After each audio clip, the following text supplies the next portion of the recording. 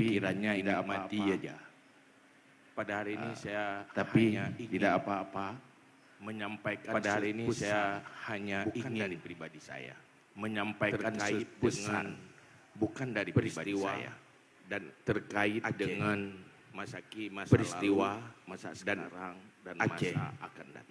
Masa lalu, masa sekarang dan masa akan di mana pada hari ini saya minta izin, di mana pada hari ini hanya saya ingin minta izin mengkaitkan apa yang hanya terjadi ingin mengkaitkan dengan peringatan apa yang Allah terjadi di dalam Al-Quran terhadap kita supaya dengan jadi pedoman peringatan bagi Allah kita. di dalam Al-Quran Bagaimana terhadap kita menghadapi supaya jadi nya pedoman dan bagi menjalaninya. kita. Bagaimana menghadapi Pertama di saat nya kita dan berbicara menjalaninya. tsunami. Pertama di saat kita Di berbicara sana ada tsunami. beberapa peristiwa, mulai dari runtuhnya lempeng Di sana ada bumi, beberapa peristiwa yang mulai dimulai dari dari runtuhnya runtuhnya lempeng bumi untuk bisa menopang. yang di luar kemampuan kita untuk bisa menopang. Di sana air yang biasanya di lautan naik ke darat. Di sana air yang biasanya di lautan Setelah naik ke darat.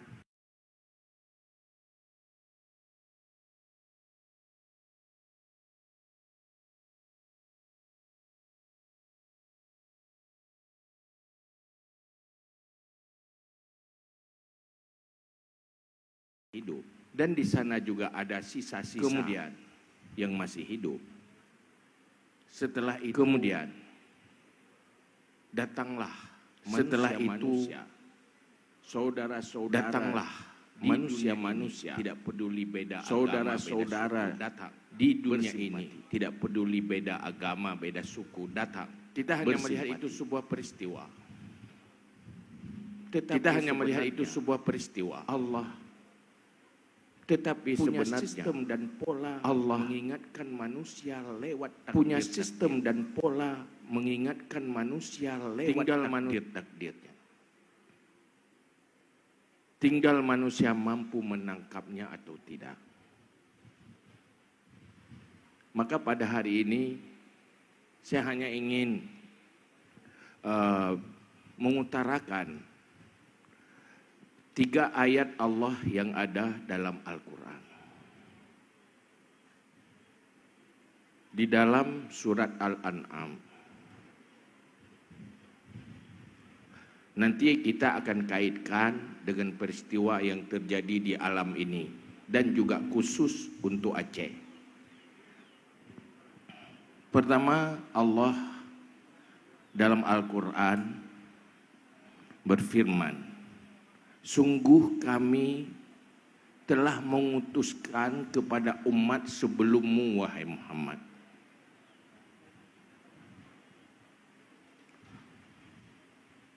Dan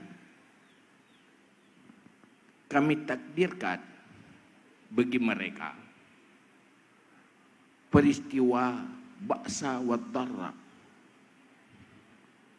yaitu problem di dalam hidup, kepahitan dan bencana, kesusahan, bermacam persoalan-persoalan krisis di dalam kehidupan. Ba'sa wa dharra.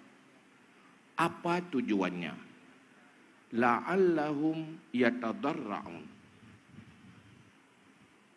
Kami takdirkan itu supaya mereka tadarru', insaf, patuh, taat, mengikuti risalah Rasul. Kemudian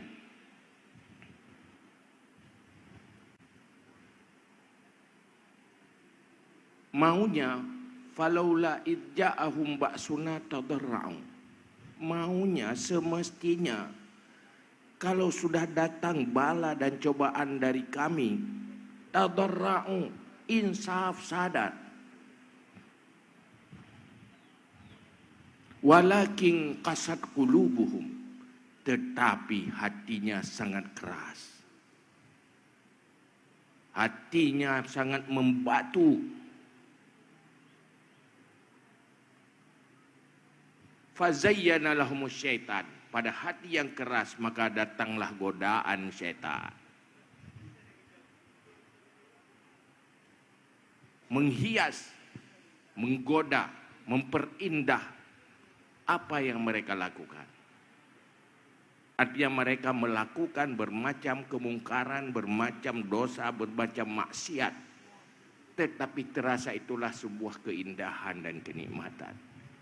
Malah itu sebuah kesuksesan. Begitulah manusia yang hatinya yang sudah keras. Kemudian apa setelah itu? Falamma nasu ma zukiru bihi. Manakala mereka lupa apa yang telah diingatkan dengannya. Fafatahna alaihim abwaba kulli syai'. Maka kami lapangkan semua aspek kemakmuran dan kebaikan, kenikmatan. Dari semua aspek mereka sukses. Saat mereka telah lupa perintah untuk sadar dan insaf. Datang bermacam nikmat. Hatta idza farihu bima utu. Sehingga selagi mereka sedang bersenang-senang dengan apa yang datang dan mereka terima, fa akhasnahum baqtatan fa idza hum mublisun. Maka kami akan hancurkan mereka secara tiba-tiba.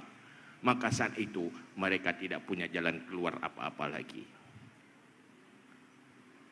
Ibnu Athaillah di dalam kitabnya Al-Hikam menerjemahkan ayat itu tentang tata cara Allah. Bagaimana Allah mengingatkan hambanya. Bagaimana pola Allah menggiring, memerintahkan hambanya lewat takdirnya, tidak lewat wahyu, karena mereka bukan para rasul. Maka di sana Ibnu Athaillah mengatakan, Allah memanggil manusia untuk mendekat kepadanya. Pertama diberi dengan kemudahan. Saat mereka lagi hidup, datanglah Rasul memerintahkan mereka untuk berbuat kebaikan dan menyadarkan mereka menjauhi dari kemungkaran dan dosa-dosa. Itu cara Allah memanggil mereka. Saat mereka tidak terpanggil dengan ketenangan, Allah memanggil mereka dengan cobaan dan bala. Pertama Allah turunkan Rasul, turunkan yang mengingatkan mereka pada kebaikan.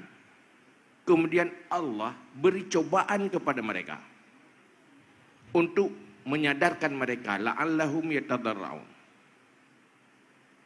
Saat mereka tidak sadar dengan cobaan itu, Allah mudahkan kembali. Itu cara Allah.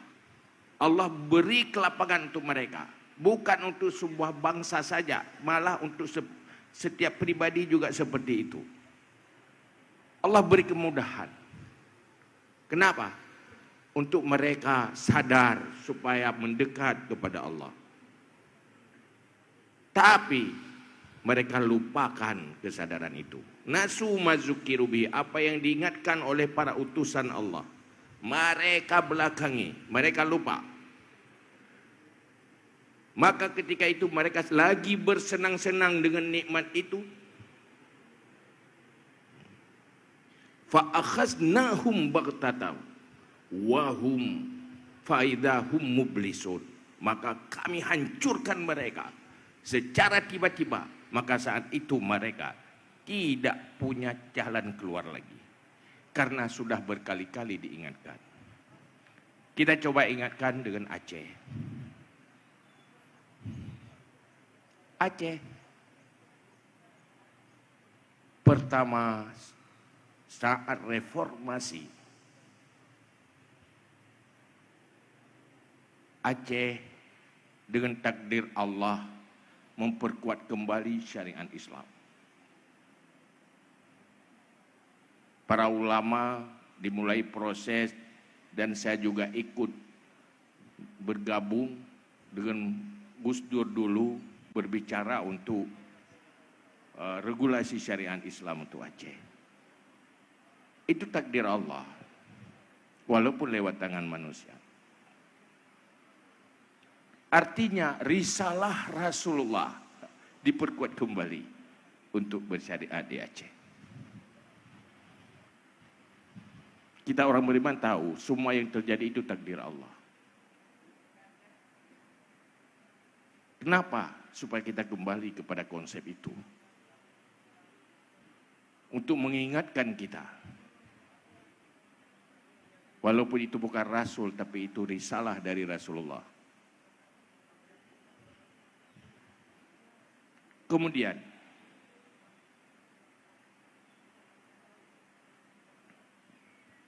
Allah memberi cobaan untuk Aceh. Konflik.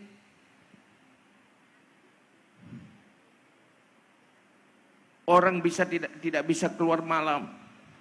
Orang sulit cari rezeki. Rasa tidak aman. Itu semuanya kita rasakan.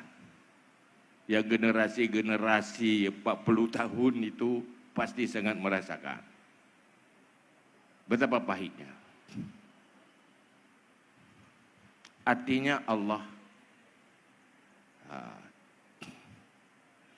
melakukan ba'sa wad darra, memanggil lagi supaya syariat yang sudah ada itu peduli. Ada yang peduli saat konflik. Menasah penuh, masjid penuh. Ada, walaupun tidak semuanya, nampak. Mungkin terpanggil dengan itu, karena udah rasa takut. Yang tidak salat-salat, itu ada fenomena terlihat di sana.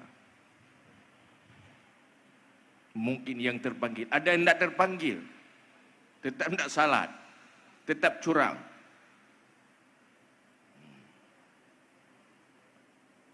Tujuan la'allahum yatadarra'un itu terjadi sebenarnya. Tetapi kemudian, kalau dengan itu tidak, maka Allah jadikan lagi nikmat. Kapan nikmat itu? Pertama, ba'sa wa dharra, konflik, tsunami, gempa bumi. Setelah tsunami, datang lagi nikmat. Harta berdatangan dari luar negeri. Dari saudara-saudara bantuan yang dulu tidak punya rumah sama sekali, sudah jadi punya rumah. Yang korban pasti tidak perlu rumah lagi.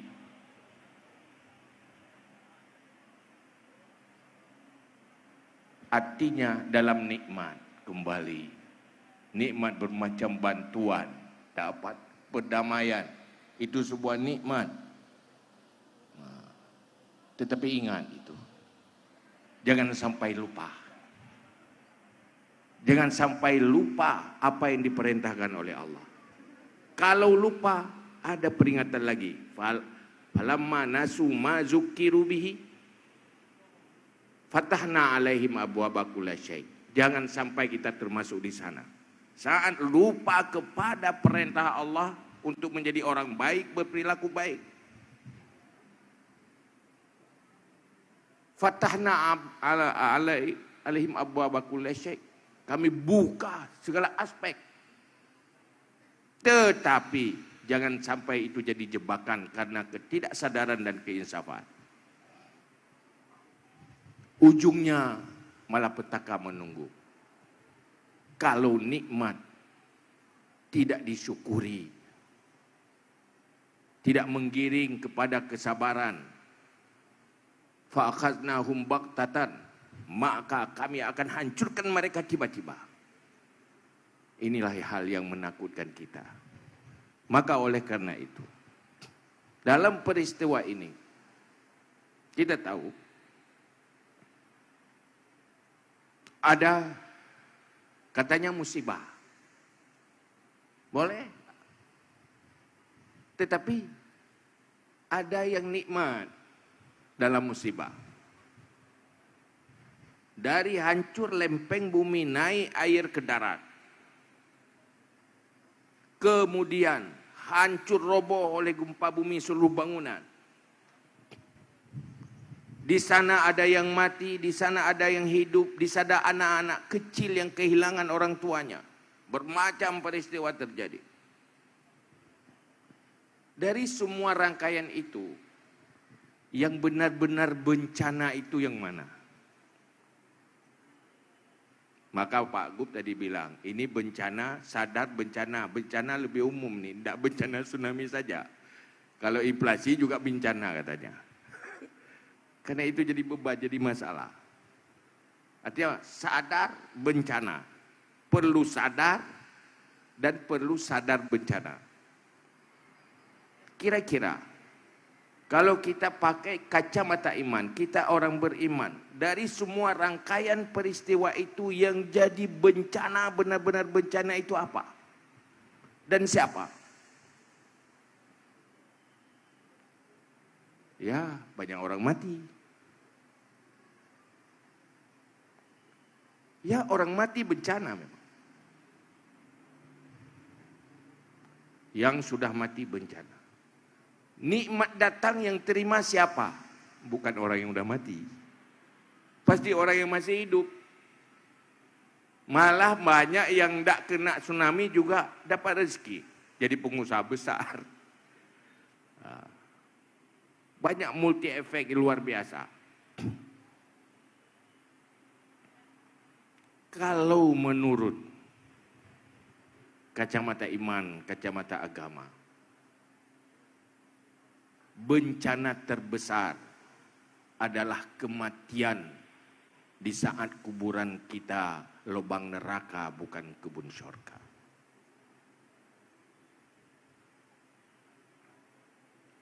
Kita tidak tahu kalau Allah tidak kasih tahu apa yang diinginkan oleh para korban tsunami yang sudah berada dalam tanah itu.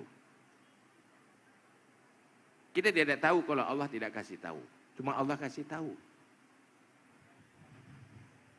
Apa yang paling diinginkan yang sudah orang yang sudah mati itu? Farji'na na'mal shalihat. Dia ingin hidup. Semua yang sudah mati, yang paling dia inginkan adalah hidup. Untuk apa? Na'mal shalihat. Ya Allah, kembalikan saya hidup untuk beramal saleh. Bukan untuk minta rumah yang mewah. Bukan untuk menikmati makanan dan fasilitas duniawi. Berikan saya hidup untuk beramal saleh. Saya banyak lalai dulu. Itu bukan saya yang ngomong. Allah, farji'na na'mal salihan. Kembalikan saya untuk beramal saleh. Dalam ayat ini dikatakan, an atas sedekah, saya ingin bersedekah. Wa aku minas salihin, saya menjadi orang baik, orang saleh. Itu mereka yang sudah mati. Allah kasih tahu seperti itu. Maka kalau mereka ingin hidup, betapa nikmatnya kita yang masih hidup. Apa yang mereka inginkan masih berada di tangan kita. Sayang, kalau kehidupan itu tidak dipergunakan untuk kebaikan. Sampai setelah mati minta lagi untuk hidup kembali. Andainya mereka yang kasih tausiah hari ini, pas sekali menasihati kita, pasti kita sadar semua.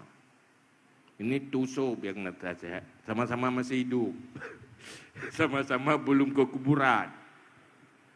Andainya yang di kuburan aja, kalau saat tsunami kasih satu yang mati itu naik ke sini, nasihati, pasti kita jadi orang baik semua. Enggak perlu nasihat-nasihat orang lain. Cuma itu tidak mungkin. Maka dalam hal itu, kita yang hidup ini ada yang musibah, ada yang nikmat. Maka tugas bersyukur dan sabar itu harus. Bukan semuanya musibah. Ada yang jadi pengusaha besar setelah tsunami, dulu bangkrut sebelum itu. Malah ada dapat nikmat. Pertama hilang istri, dapat istri baru. Kalau dulu tidak mungkin, udah mati. Pertama nangis-nangis, udah hilang anak, hilang istri, tinggal sendiri. Ada teman saya satu. Sebatang kara, orang tuanya nggak ada, istrinya nggak ada, anaknya nggak ada. Akhirnya ada seorang gadis juga udah hilang semuanya.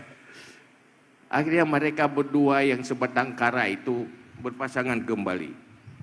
Jadi orang sukses, jadi orang bahagia sekarang. Azab membawa nikmat juga. Maka oleh karena itu, kita kembali ke sana. Kalau kita mau menyadari bahwa rentetan yang telah diterjemahkan oleh Ibnu Athaillah dalam Allah memperingatkan kita bahwa cara Allah mengingatkan kita pertama, mengirimkan orang untuk mengajak kita kepada kebaikan. Kemudian Allah menggiring kita untuk patuh dan taat dengan cobaan. Kalau itu tidak manfaat, Allah beri kenikmatan. Memanggil lagi. Dengan nikmat saya memanggil. Kalau dulu saya beri cobaan, kamu tidak taat, tidak sadar. Sekarang kamu senangkan, saya senangkan. Saya kasih nikmat. Sadar yuk. Tidak sadar? Itu bahaya. Menunggu saat mereka lagi bersenang-senang. Fa'akhaznahum baghtatan fahum mublisun. Bukan cuma untuk sebuah suku. Tidak cuma untuk sebuah bangsa. Malah untuk pribadi juga begitu cara Allah memanggil hamba-hambanya untuk mendekat kepada dirinya.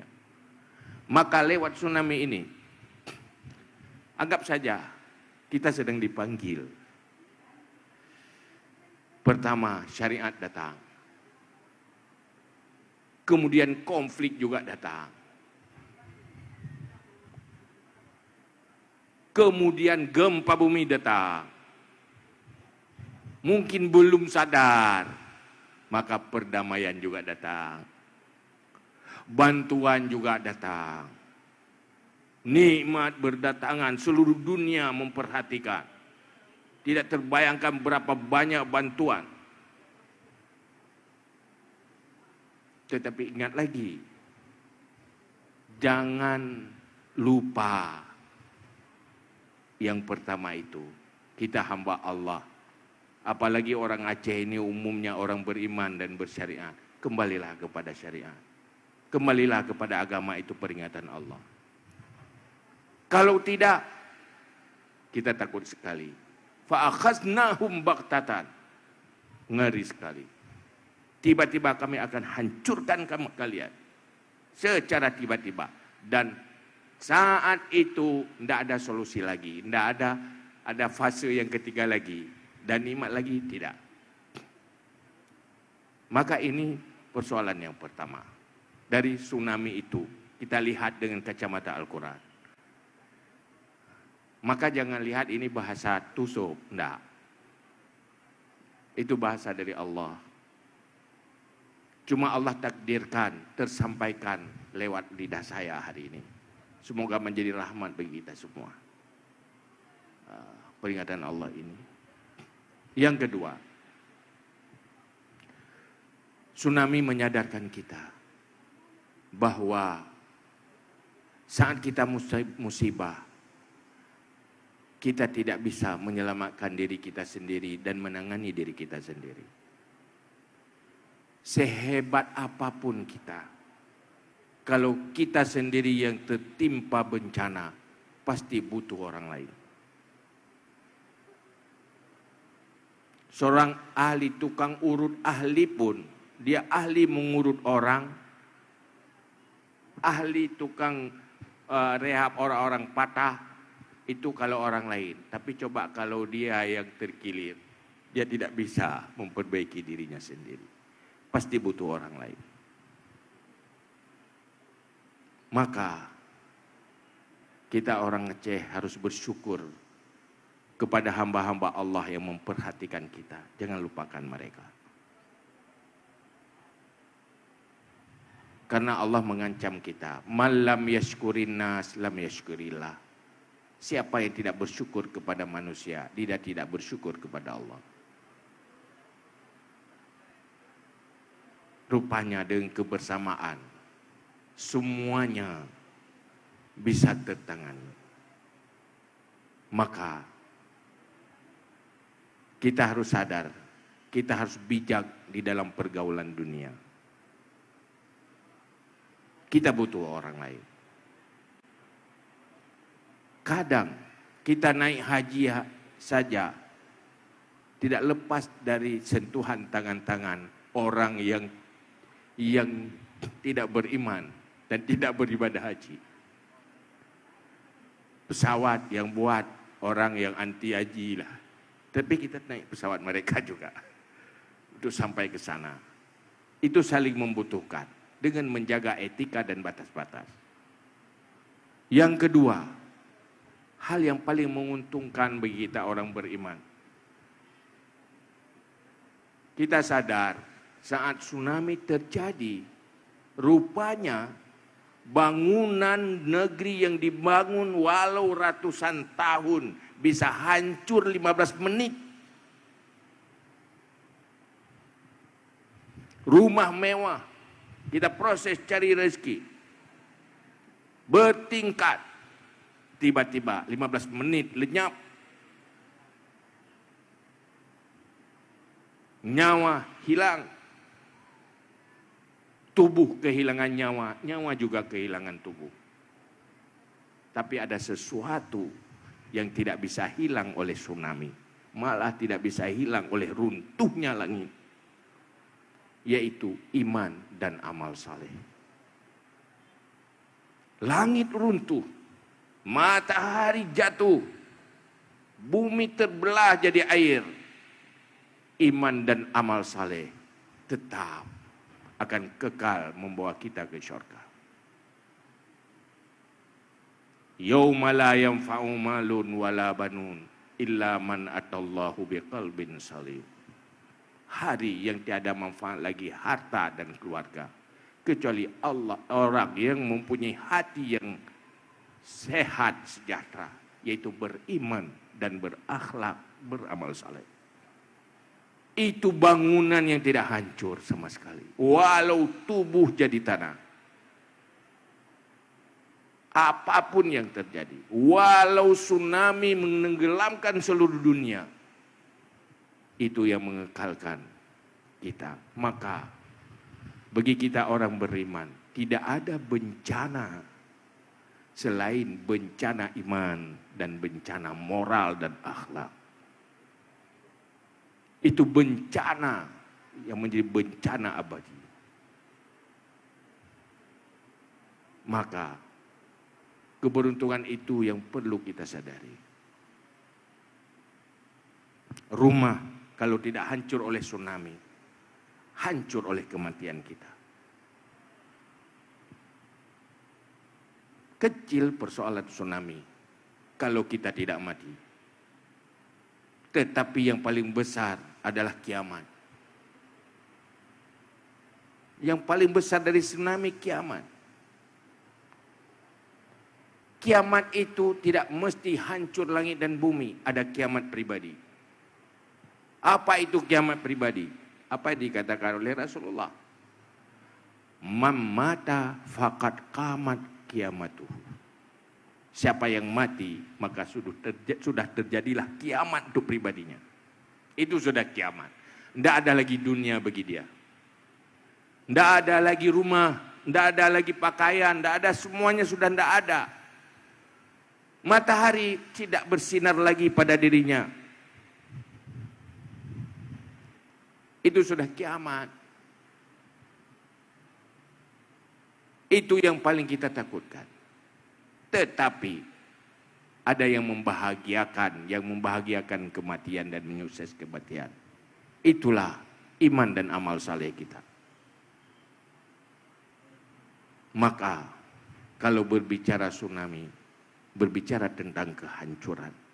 Orang beriman tidak pernah takut dengan kehancuran dunia. Karena kalau dunia tidak hancur, dia sendiri yang akan hancur, jadi bangkai. Boleh dunia ini tetap kokoh, tidak hancur-hancur. Anda, kita ini apa gak hancur? Hancur jadi makanan cacing. Jadi makanan ulat. Yang tidak hancur apa? Iman. Iman yang benar.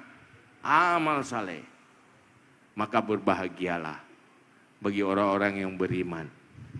Ada sebuah bangunan yang tidak akan hancur untuk semua. Sekapan saja. Kalau bangunan itu sukses kita bangun. Maka mari negeri yang bersyariat ini kita bangun akidah dan akhlak yang benar. Yang tidak hancur oleh tsunami. Dan akan terwarisi untuk generasi-generasi kita. Maka oleh karena itu, pada hari ini kita melihat kematian. Untuk ingat diri kita juga akan mati. Kita melihat tsunami. Bahwa walaupun bangunan 100 tahun kita sudah bangun.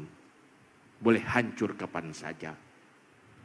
Maka bukan kita tidak membangun karena ingat itu, silakan membangun. Tapi jangan lupa, di samping itu bangunan yang paling utama adalah bangunan iman, moral dan akhlak yang membahagiakan siapa saja. Sukses hidup, sukses mati.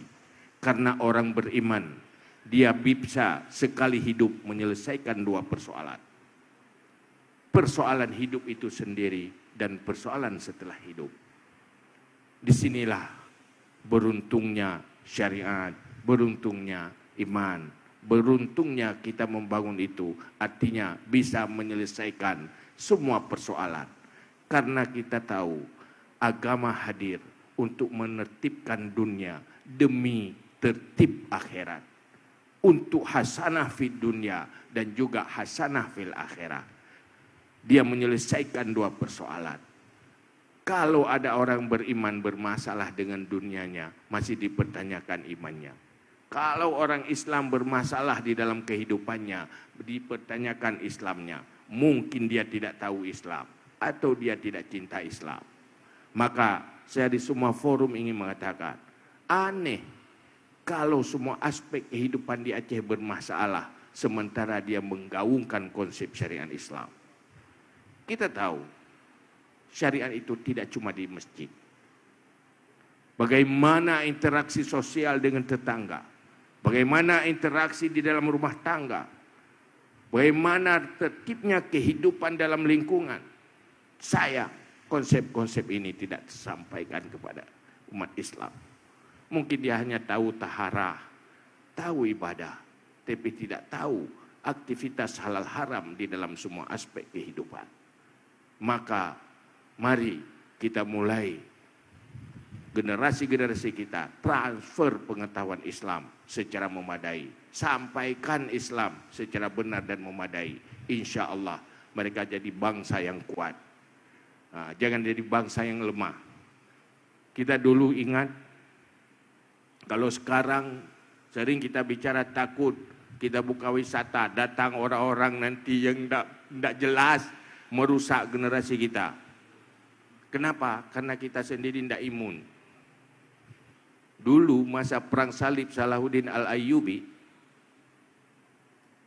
saat orang salib ingin perang di Laut Merah, orang Islam dipimpin oleh Panglima Salahuddin Al-Ayyubi, di situ terjadi persentuhan peradaban Islam. Mereka melihat orang Islam santun, mereka melihat orang Islam jujur, mereka melihat di saat orang itu salat, tokonya tidak perlu ditutup, aman, tidak ada yang curi. Bagaimana interaksi mereka, bagaimana perilaku sosial mereka, bagaimana moral dan akhlak mereka. Maka di sanalah mereka tertarik dengan Islam. masuk Islam. Rencana pertama ingin berperang, akhirnya masuk Islam. Kalau kita bukan, takut kita diwarnai oleh orang lain. Bukan kita mewarnai yang lain. Mungkin karena kita tidak imun, kena virus, cepat kena virus, kena flu. Lebih cepat kena virus iman dan akhlak ketimbang virus corona. Karena tidak imun. Maka suntik imun ini perlu. Maka hari-hari ini, peringatan hari ini, kita semakin imun. Imun dalam arti hidup di dunia itu bahagia, baik, sejahtera. Dan kemudian kuburan kita menjadi kebun syurga. Mati sukses, hidup sukses. Mati yang sukses adalah saat mati menuju kuburan Raudatum min Riyadil Jannah. Amin ya rabbal alamin. Mari sama-sama kita berdoa. A'udzubillahi minasyaitonirrajim. Bismillahirrahmanirrahim. Alhamdulillahi rabbil alamin hamdan yuwafi ni'amahu wa yukafi'u mazidah. Ya Rabbana lakal hamdu kama yanbaghi li jalali wajhikal karimi wa azimi sultanik. Allahumma salli wa sallim ala sayyidina Muhammad wa ala alihi wa sahbihi ajma'in. Allahumma inna nastaudi'uka ma 'allamtana faddud ilaina 'inda ihtiyajina ilaihi wa la tunsina badam bi rahmatika ya arhamar rahimin. Allahumma zidna